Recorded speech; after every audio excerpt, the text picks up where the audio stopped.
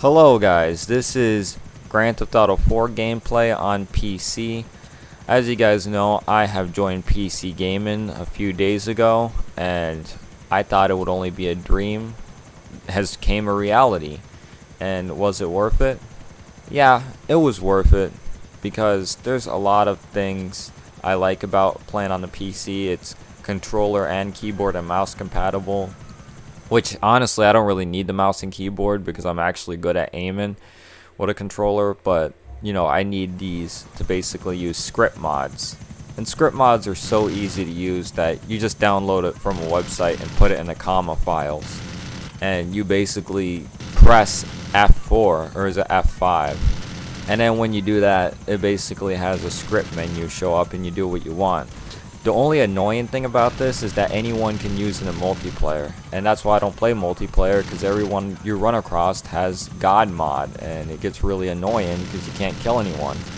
So yeah, that's the only problem with script mods, but other than that, this game is enjoyable. Script mods. I was in the Ballad of Gaytonia earlier, and I spawned a red skylift, I think that's what it's called, and it's just, you could spawn a lot of stuff, even vehicles that aren't supposed to be in the game. I spawned a Swift, and I kept trying to put the wheels in because I'm so used to it in GTA 5. When you click the button, it just looks unnatural with the wheels sticking out now, so I had to get used to that whenever I spawn the Swift. And I can spawn Swifts and Mavericks and everything else in different colors. So yeah, when it comes down to it, stuff like modding has opened up a huge gate of different things. I could probably spawn different colored golf carts if I wanted to. I remember that back in the console version when I used to play online. I used to ride around with the golf cart, and someone used to try to kill me. They would always go after you if they saw you in a golf cart. It's just like things like that you don't forget about in Grand Theft Auto, but games like Grand Theft Auto 5, if you ride into a bus or something that's rare, like a truck, they're going to blow you up with a sticky bomb or whatever they can get their hands on that's an explosive. And that's what really fucking sucks about Grand Theft Auto 5. I really don't like Grand Theft Auto 5, but I might fucking buy it on PC so I don't have to pay for PlayStation Plus. I don't know, but let me just say this. Playing on PC is really fucking different. It is really different because, yeah, when you insert a mouse, you do have a bigger fucking hitbox, and it is much easier to get headshots than it would be on console. But the frames, the sharpness, I think I made a right choice because it's what I like, and I honestly feel that consoles are getting held back so fucking badly, and it's one of the reasons why I switched to PC. Like, I think I had a thought about it. Like, of course I was going to PC and I was going to try it out, but I wasn't too sure. And then when the PS4 and Xbox One were announced, I was like, cool. And I got a PS4 because I didn't think Grand Theft Auto 5 was coming out on the PC, and I just wanted to play the better version, so I got a PS4 and I got games on there. But then here's where it hit off.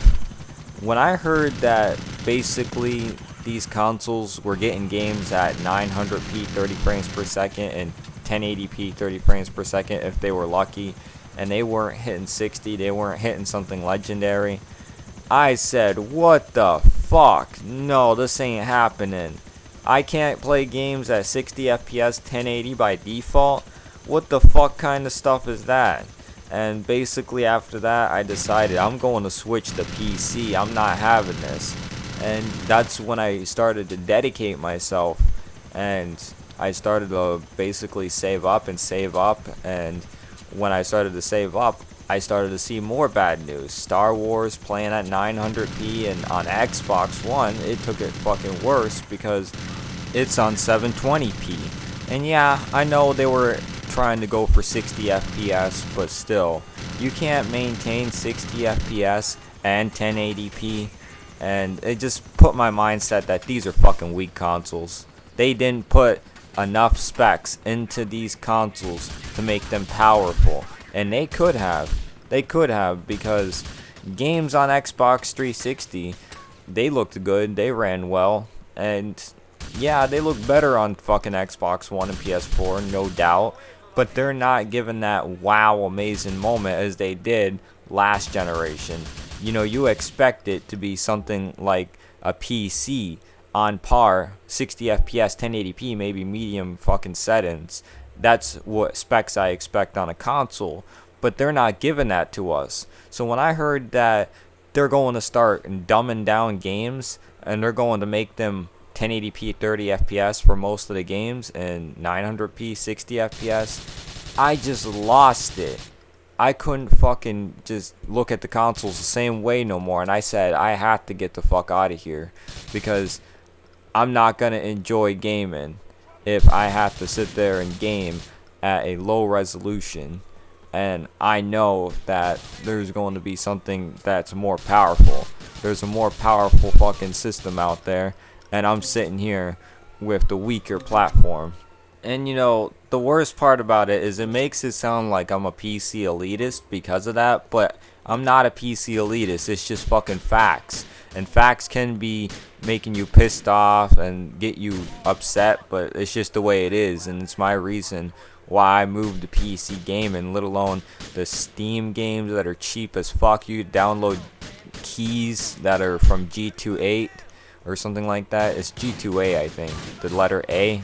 I'm not sure yet, but I looked on there before on the site, and you could buy games dirt cheap. It's not even fucking funny how cheap you can buy them. It's basically a steal. And console retail prices, man, that's another reason why I wanted to go to PC gaming, is because they treat consoles like fucking nothing. They treat them like they're sort of like fucking mindless sheep, if you think about it, because you don't fucking have people fighting or arguing that a game 2 years ago was on the thing and it's $30 or $40 instead of $15, and they make you forced to pay for online. You have someone paying for your internet router or something like that, I guess, that you don't have to worry about it, but you're having that person, or you if you're by yourself, pay 2 times. One, for your internet in general, the router and stuff, and 2, to unlock that online function in your console. So when you're gaming on console, you're fucking sitting there having limited hardware you cannot change, and forced restrictions on what you can and can't do with your games, and be able to play online. Now for me, if I wanted to return a game I got on Steam, which I rarely return my games, then I have that option. If I download something from the PlayStation Store, nope, you're fucked. You bought it, you have to have it in your inventory forever. Yeah, you could delete it, but you can't get no refund, so basically it is in your inventory. You can re-download it again for free, but that's not saying much if you hate the fucking game. And that's just the way I look at it, is they just don't treat console players that well. And PC, it's an open platform, so nobody really bosses you to fuck around. They sell dirt cheap games. Like, really, what the fuck can go wrong? It's a very good platform to be on. And now that I'm on here, I get better graphics, better frame rate, cheap games, and customizable hardware. I mean, yeah, if you're not into building stuff, because I'm gonna be honest, when I got into PC gaming, I didn't know shit about it, and my last 1 or 2 months I started to buy the parts. I didn't know nothing about them. I had to do research on what was what, and I started to grasp idea, and I watched YouTube videos, and then I started to really get the idea. Now I know what all the parts do. I know every single one of the parts, and I had to learn that within 1 month of doing little research. And then when I started to build my rig, I had to watch 3 different YouTube videos, because obviously you're not going to have the same rig as them, so you have different components and different parts and stuff like that. And it's just a real pain in the ass when you have to do stuff like that, because you don't know what could go wrong. You can get frustrated. When I built my first rig a month ago, or a few days ago, I think it was 15 days ago, I built my first rig. And now I got it to work 5 days ago when I realized that I didn't press the power button, so I couldn't turn it on. But it was just frustrating. I was worried that something broke because it wouldn't turn on, and it's just stuff like that can really piss you off. So yeah, if you're not all for building and stuff and you don't want to learn it, it's gonna be fucking hard. And for example, one of my subs, they said that they rather not move to PC gaming anyways because it sounds too complicated. They're the type of people that would be in the middle of building it, and I'm not saying this to be offensive, but since you're not the type that would be into building and stuff, you probably give the fuck up like I almost did and just return the parts, because I was about to just give up and return everything and get a pre-built one because I didn't know what I was doing.